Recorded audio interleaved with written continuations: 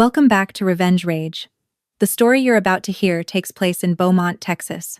My name is Rachel Torres. I'm 28 years old, and according to my family, I am the one they don't talk about at dinner parties. Not because I did anything wrong, because I wear a tool belt to work. You ever hold a family together with your bare hands, pay the bills nobody else would touch, show up every single time they needed you, and still end up as the name they skip over when they're bragging to their friends? While my sister and brother were away at college building their resumes and their reputations, I was home in Beaumont, getting my HVAC certification at the technical college 3 blocks from the house I grew up in.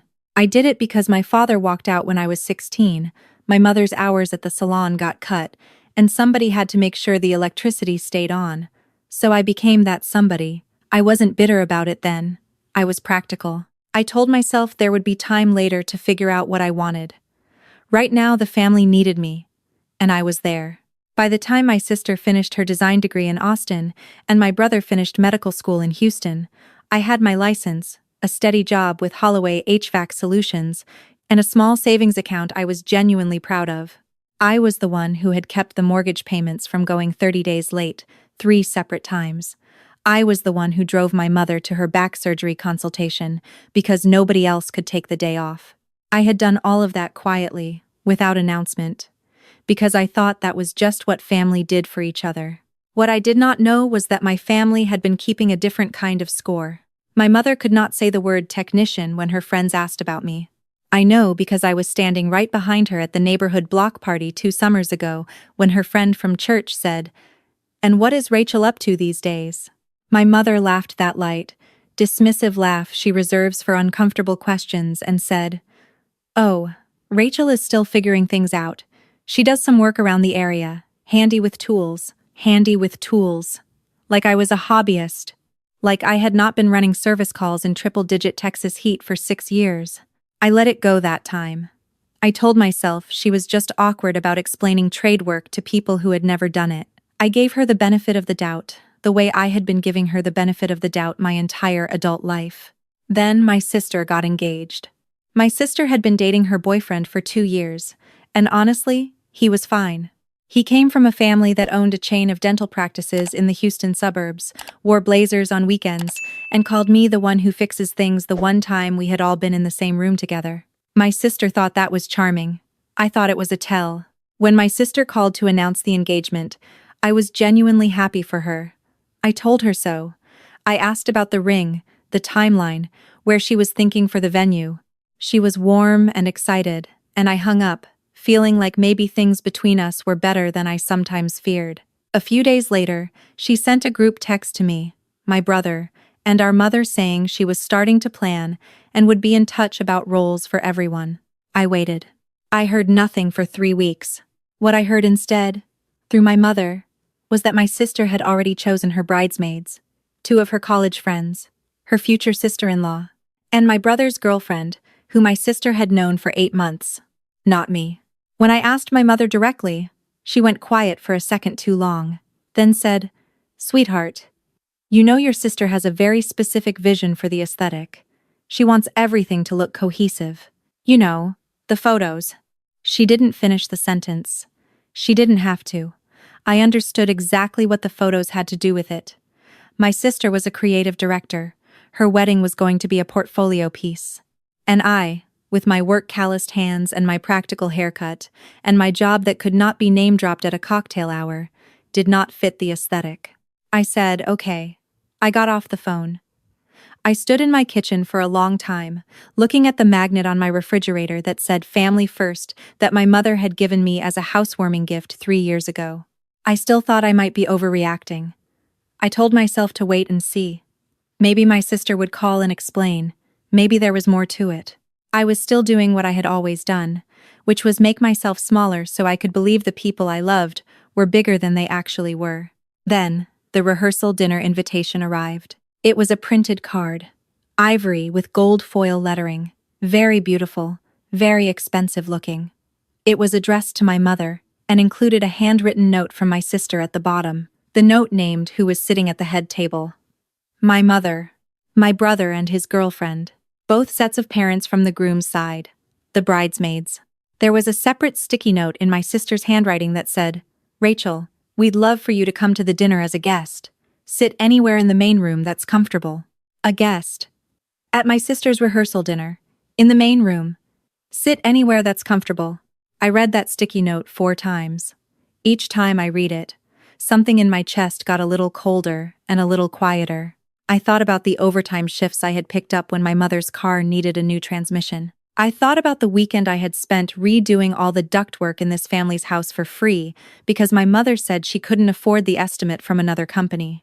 I thought about every family gathering I had driven to, every holiday meal I had helped cook and clean up after, every time I had answered the phone at 11 at night because my mother heard a noise from the HVAC system and was worried.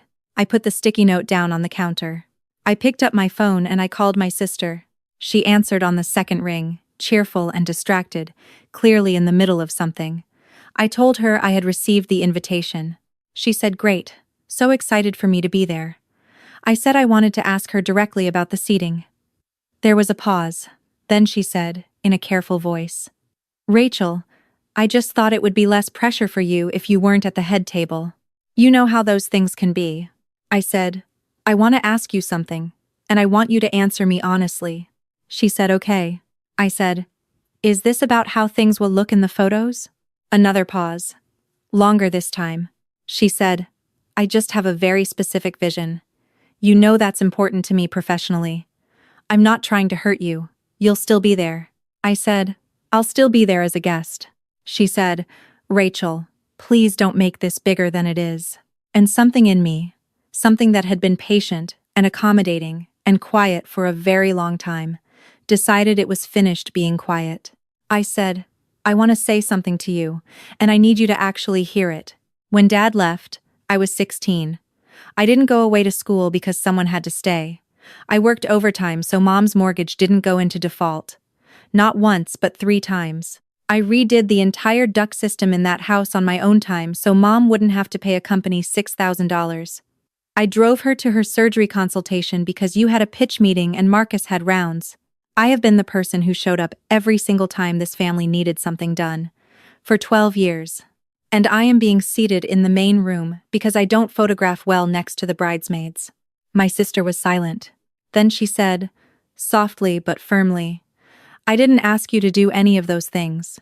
I let that sentence sit there between us for a moment. I said, "You're right. I did them because I thought that was what family meant." I hung up. I sat down on my kitchen floor, which is something I had never done before in my life.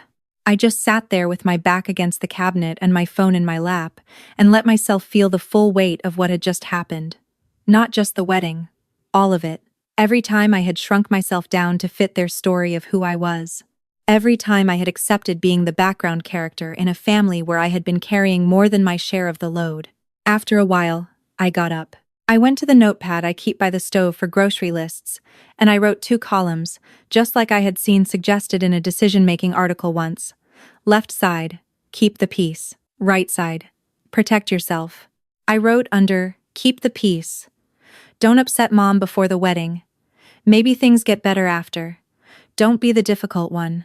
I wrote under, protect yourself. Stop performing gratitude for being included as a guest in your own family. Stop waiting to be seen by people who have already decided what to see. Use the energy you spend on them for yourself. The right side filled up faster. What I did not do was pull out of the wedding. I had already told myself I would go, and I keep my word even when other people do not keep theirs. But I made one decision that night that changed everything. I stopped pretending. I went to the rehearsal dinner. I sat in the main room as instructed.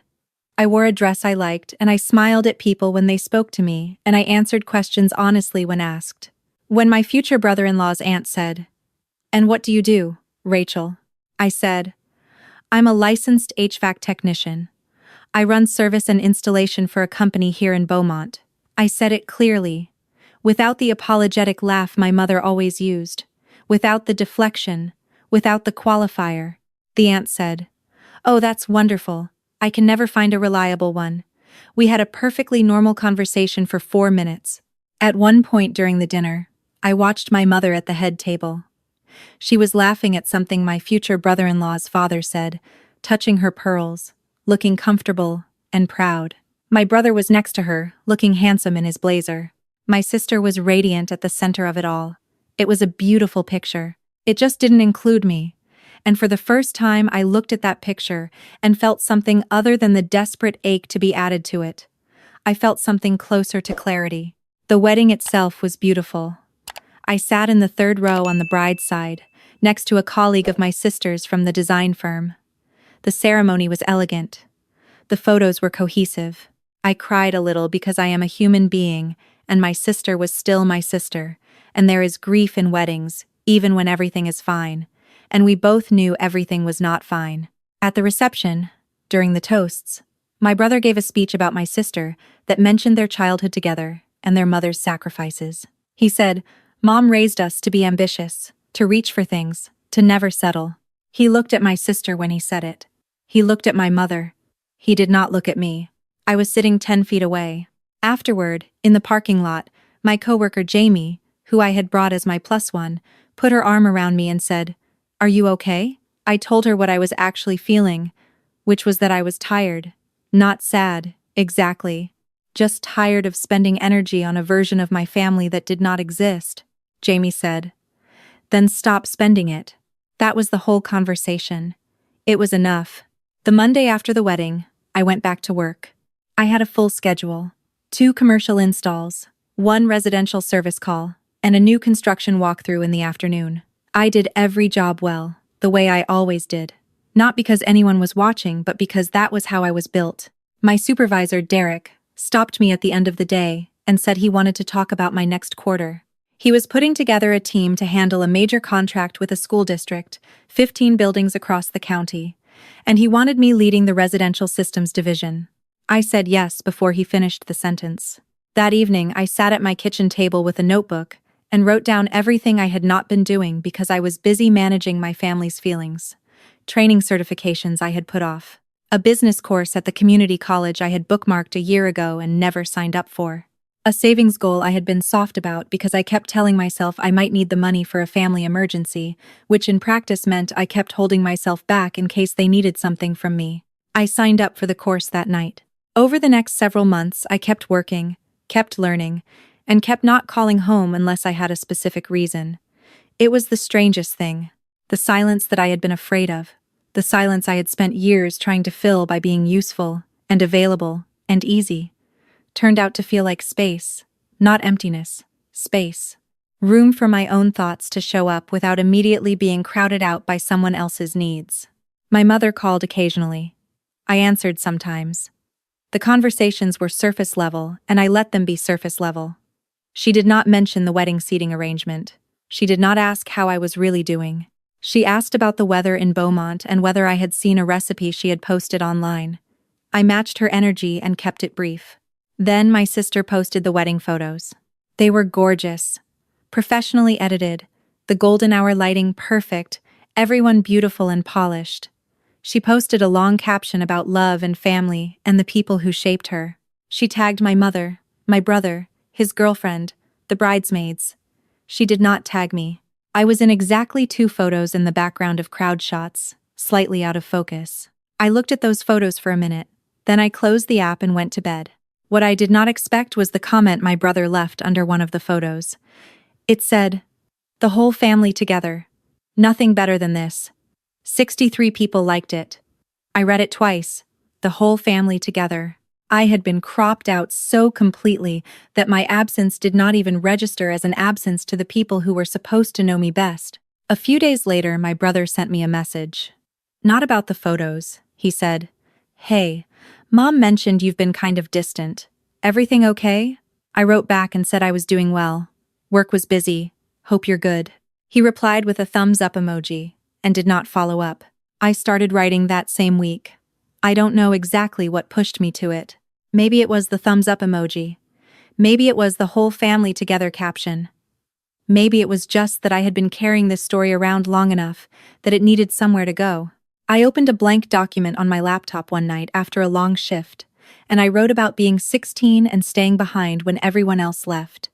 I wrote about the mortgage payments and the ductwork and the surgery consultation. I wrote about the sticky note on the rehearsal dinner invitation. I wrote about sitting in the main room while my mother touched her pearls at the head table. I did not post it anywhere. I just wrote it. But I showed it to Jamie the next day over lunch. She read the whole thing without saying anything. When she finished, she looked up and said, "Rachel, this needs to go somewhere. Not for revenge. Because it's true and it matters and there are people who need to read this." I told her I didn't want to publicly embarrass my family. She said, "You protected their identity your whole life. I think you can protect it in a blog post too." I changed the names.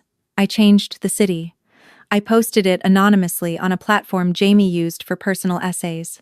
I titled it, "The Daughter Who Stayed and Got Cropped Out of the Wedding Photos." I expected maybe 20 people to read it.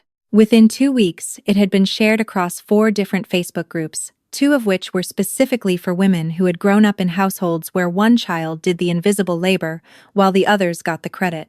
The comments were overwhelming, not in a chaotic way. In the way of people who had been waiting for someone to describe something they had never been able to name, women who had stayed home while siblings left, people who had been the financial backbone of a family that called them the underachiever, people who had done the work while someone else got the toast at the rehearsal dinner. One comment said, "I have been trying to explain this exact thing to my therapist for 3 years. You wrote it in 1 page." Another said, "The 'I didn't ask you to do those things' line is why I finally went no contact with my sister. They always say that. It's the thing they say when they want you to feel like your sacrifice doesn't count." I read every single comment.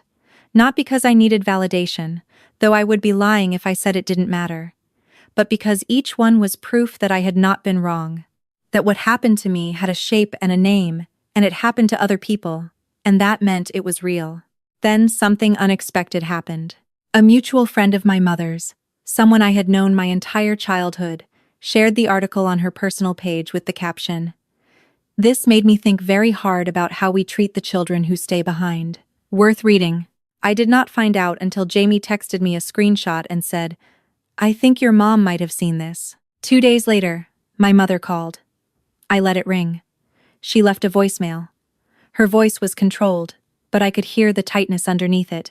She said she had seen an article being shared online that sounded very familiar, and she wanted to talk to me about it. She said, "If you wrote something about our family, I think we deserve to have a conversation before this goes any further. Call me back." Not, "Are you okay?" Not, "Did I hurt you?" Not, "I've been thinking about the wedding and I want to understand how you feel." Just, "The family deserves a conversation before this goes further." I did not call her back. I saved the voicemail, the way you save a receipt for something you might need to return later. A week after that, my sister sent me a long text. She said she had read the article. She said she knew it was me, even with the names changed, because the ductwork detail was too specific. She said she was hurt that I had made our family situation public. She said, "I know the wedding seating hurt you. I should have handled it differently. But airing this publicly is not fair to any of us." I read her text twice. Then I wrote back something I had been turning over in my head since the night I sat on the kitchen floor. I said, "You're right that I should have told you how I felt before it got to this point. But I did tell you. I told you on that phone call, and you said you didn't ask me to do those things. I've been telling this family who I am for years in the only language I knew, which was showing up and doing the work. I have never once asked for recognition. I just finally stopped pretending I was okay with being invisible. I didn't use anyone's real name. I didn't describe anything that would identify you to someone who doesn't already know us. I told my story. I'm allowed to do that." She did not respond for 4 days. When she did, she said, "I hear you. I don't have the right words yet, but I hear you." I didn't know what to do with that. It wasn't an apology. It wasn't nothing, either. I put my phone down and went back to work. The school district contract turned out to be the most complex project I had ever managed. 15 buildings, different system ages, staff with varying levels of technical knowledge, tight timelines before the academic year started. There were days I went home so tired I fell asleep before I could eat dinner. There were also days where a principal looked at me after we finished a walkthrough and said, "I don't know what I'd do without your team," and something in me that used to need my mother to say those words felt quietly, surprisingly full. Derek put my name in for a company recognition award at the end of the quarter. When he announced it at the team meeting, A few of my crew clapped. One of the newer guys, a 22-year-old named Tyler, who reminded me of myself at that age, said afterward, "Hey, I just want to say I've learned more working under you than I did in my whole certification program." I did not know what to do with a compliment that large, so I just said thank you and went back to my clipboard. That night I called Jamie. She asked how I was doing.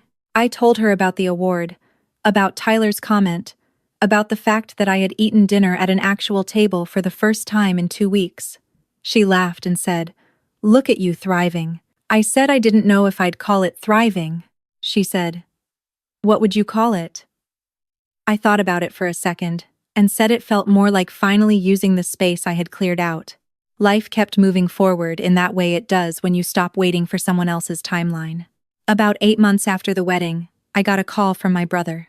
He and I had never been close in an intentional way. We were cordial. We sent each other birthday texts. He called me on the actual day, which he had done since we were kids, and I appreciated that. But we had never had a real conversation, the kind where you say something that costs you something. This call was different. He said he had read the article. He said he had also been thinking, since the wedding, about some things that he had not wanted to think about before. He said, "I knew about the mortgage payments. Mom mentioned it once when she was stressed, and I didn't do anything. I told myself you were closer, you were already there. It made sense for you to handle it. But the truth is, I didn't want to interrupt what I was building." He paused. "That wasn't fair to you." I sat with that for a moment. I said, "No, it wasn't." He said, "I'm sorry, Rachel." It was 3 words. They were not followed by a big scene or a tearful reconciliation or any of the things that happen in movies. He just said it, clearly, and waited. I said, "Thank you. I mean that." We talked for a little while longer. Not about the family mythology, not about whose version of events was more accurate. Just talked. About his work, about mine, about a restaurant in Houston he thought I would like. It was not dramatic. It was just 2 people finding their way back to something small and real after a long time operating on performance. I don't know if it fixed anything. I think it fixed something. My mother and I have not had that conversation yet. She sent me a card at Christmas, a nice one, with a handwritten note that said she loved me and missed me and hoped we could talk soon. I read it several times. I could see her trying in the gaps between the sentences, in the places where she almost said something and then pulled back. She is not someone who knows how to say the hard thing directly. I grew up watching her avoid discomfort the way other people avoid traffic, going miles out of her way to drive around it. I used to think that was just her personality. I understand now that it was a pattern, and patterns like that cost people. I wrote her back. I said I loved her too. I said I was open to talking when she was ready to talk honestly. I said I was not interested in pretending the last few years had been easy for me, but I also wasn't interested in punishing her forever. I said I needed her to understand that the daughter who stayed behind, who kept the lights on, who showed up, that daughter deserved to be seen as clearly as the ones with the degrees and the clean hands and the resume she could brag about at the salon. I don't know if she will get there.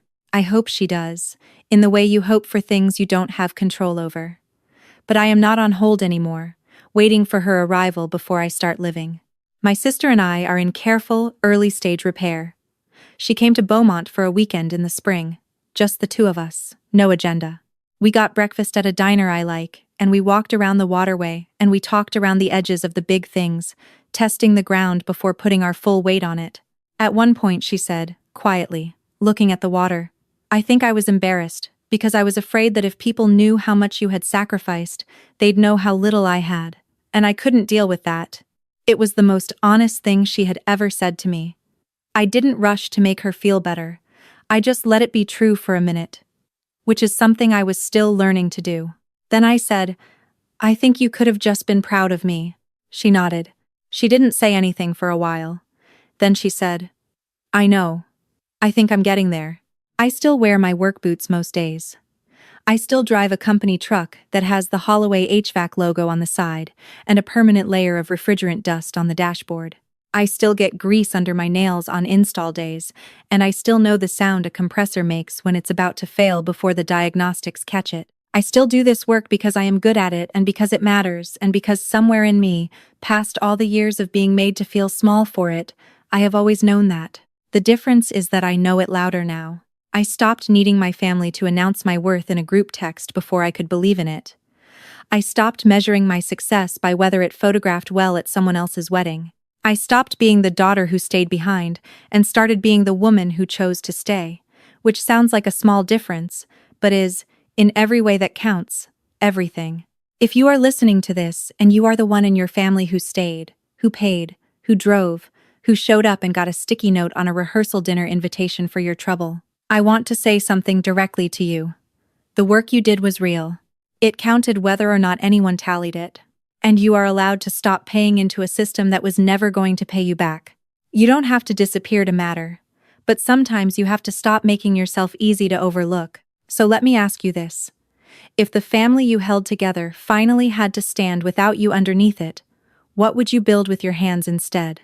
All stories on this channel are entirely fictional and created for entertainment and reflection. Our team at Revenge Rage develops narratives that explore real human experiences, including family dynamics, self-worth, and personal boundaries, in order to inspire honest conversations and emotional growth in our audience. Names, locations, and events are invented, and any resemblance to real people or situations is coincidental.